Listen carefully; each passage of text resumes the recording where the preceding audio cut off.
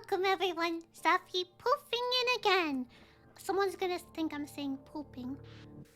Oh no, I'm not pooping, I swear. I'm just poofing in. I'm just poofing in. Don't worry about it.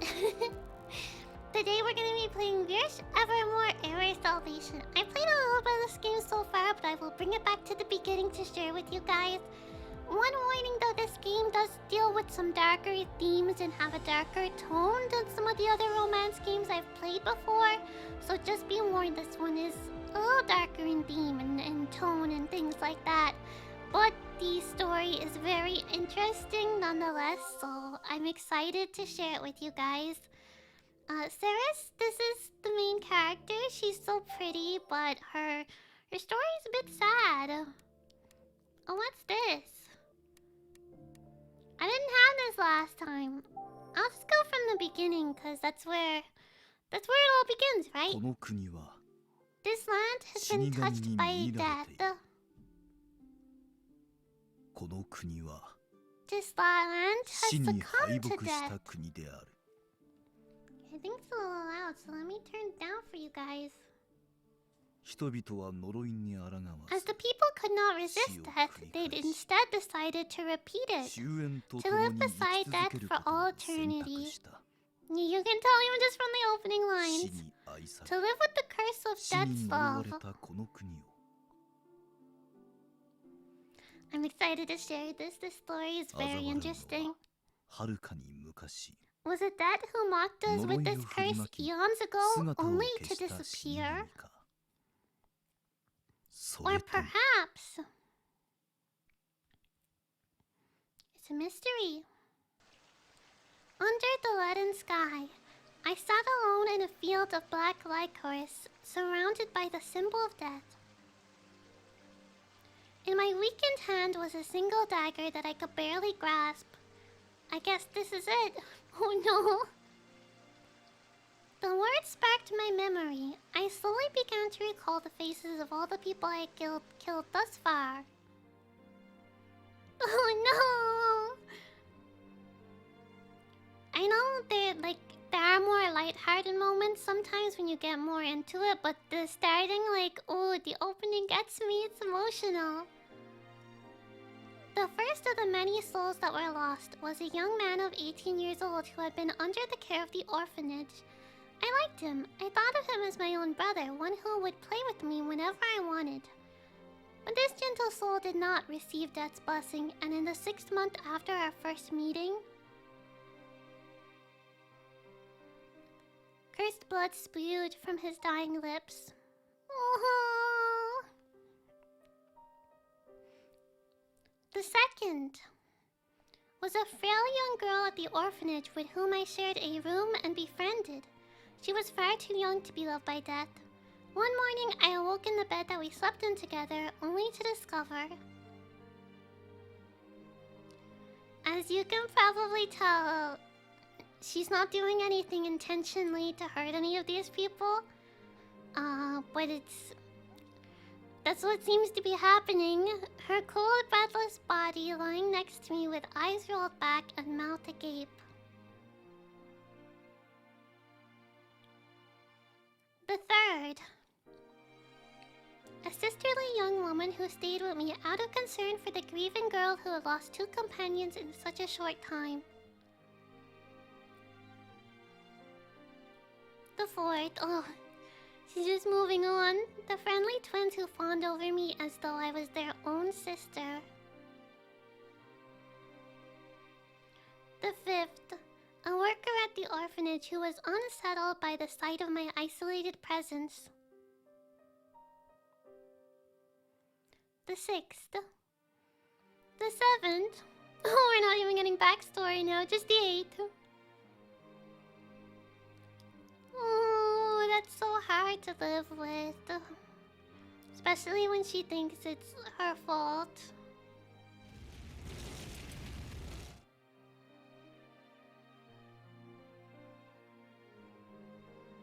Huh? How many have I counted?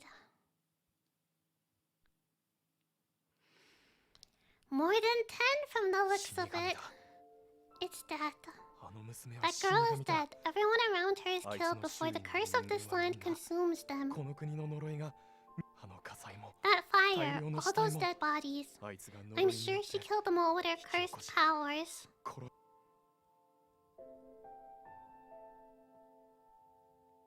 You have no proof? Yes, that may be so. Everything must be my fault, even the incident in the back alley. I killed them with my powers of death. Who else could it be but the one responsible for the deaths of those who were kind to me? That crimson light was more than enough to make me come to a decision. The hellish memories of my youth returned. No, so hot. Water, water, water, please. So dry, hot.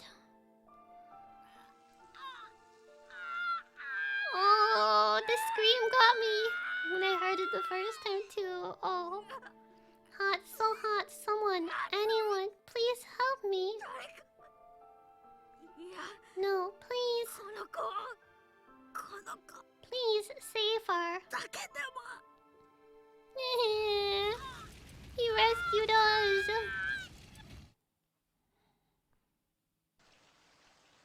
The way he's like in so much pain and he's still just trying to save her. The images surfaced in my mind as the cold tears slid down my cheeks. Were they memories of my own past death? Or perhaps it was a nightmare to grieve the happiness I was not allowed in this life. I don't have the right to grieve. I positioned the dagger in my hand, a dagger that was his treasure, not mine. The cold light that gleamed from it felt to me like the warmth of a hearth. Oh, this is sad.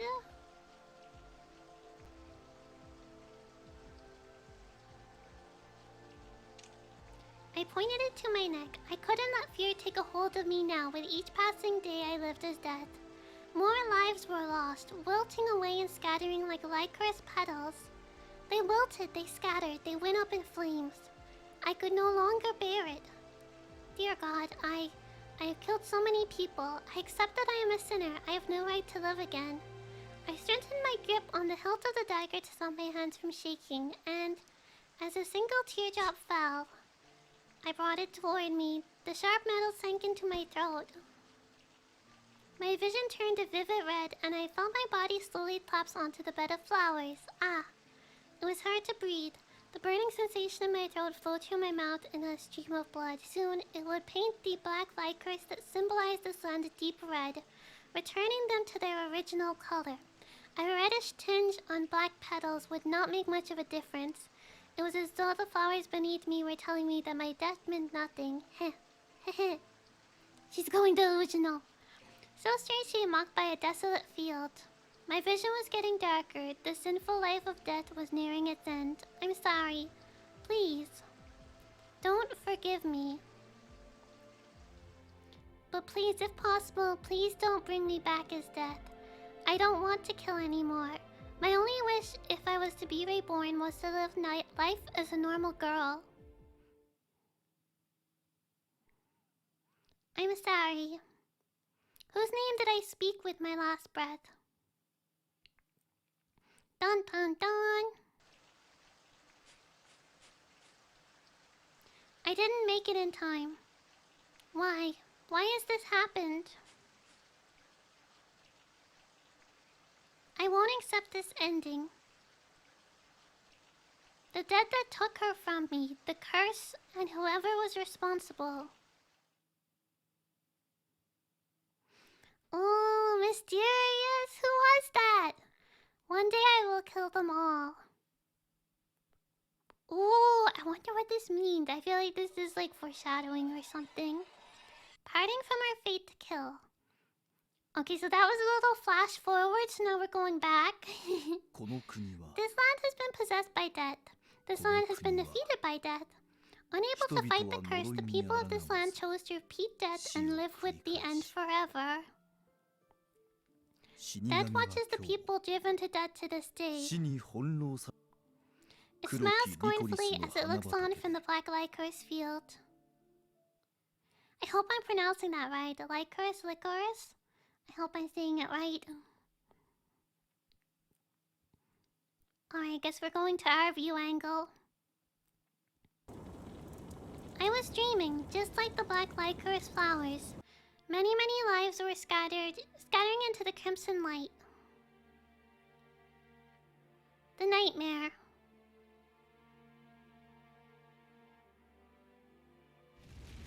The nightmare began in a field of flames.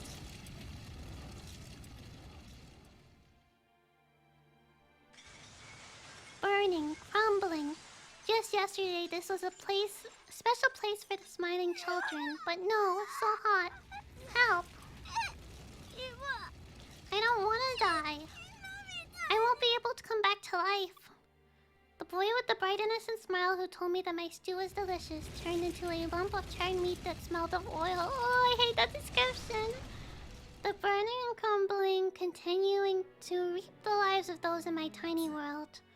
Water, water, please, so dry, hot. Some perished in the flames.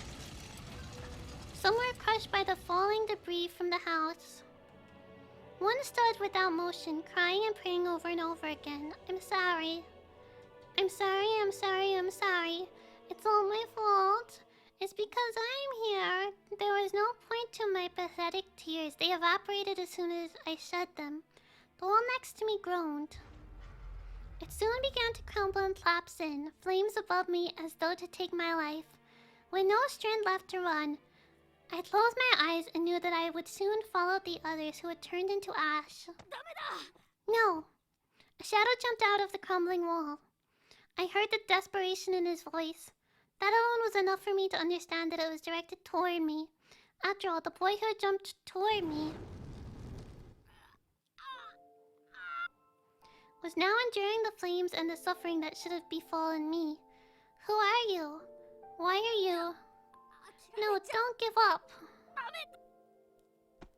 The boy groaned in anguish as his face burned, but still, he grabbed my hand with strength. He was doing his best to somehow lead me to the exit beyond the house wall. The flames burning his flesh only grew. Oh, I'm getting the feels. Hot, so hot. Someone, anyone, help me. No, please. Please save her. I'm so desperate to save her. The kind, strong soul who is trying to save me. He might look a little familiar when you see him now. He is one of the male leads in the game, one of the male love interests that you can possibly choose. But as you can see now why he had to wear a mask. His face was melting from the flames. He let out a horrific scream.